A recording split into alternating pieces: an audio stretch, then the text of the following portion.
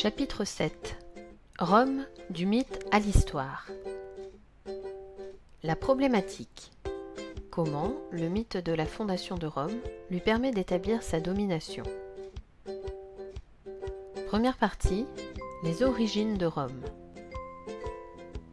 Pour expliquer les origines de leur cité, les Romains utilisent des mythes. Le mythe sur les origines de Rome est d'abord transmis par oral, puis par les livres de Virgile ou de Tite-Live au 1er siècle avant Jésus-Christ. Ces mythes font des Romains les descendants des Troyens. Ainsi, Énée, prince de Troie, aurait fui sa cité, serait arrivé en Italie, où il serait devenu le roi des Latins. Rome aurait été fondée par un de ses descendants, Romulus, en 753 avant Jésus-Christ. L'archéologie a permis de prouver une occupation ancienne du site de Rome. Des traces de cabanes, sur la colline du Palatin, datant du 8e siècle avant Jésus-Christ, prouvent la présence d'un peuple d'éleveurs et d'agriculteurs sur les bords du Tibre.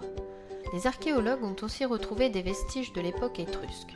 Au 7e siècle avant Jésus-Christ, les Étrusques font la conquête de Rome, établissent des rois et construisent des bâtiments comme un égout ou encore une muraille. Deuxième partie, un pouvoir mis en scène. En 509 avant Jésus-Christ, les Romains fondent la République, gouvernement exercé par des magistrats élus par les citoyens. Rome conquiert le bassin méditerranéen entre les 4e et 1er siècles avant Jésus-Christ. Rome est la capitale d'un empire qui s'étend alors de la Gaule à l'Égypte.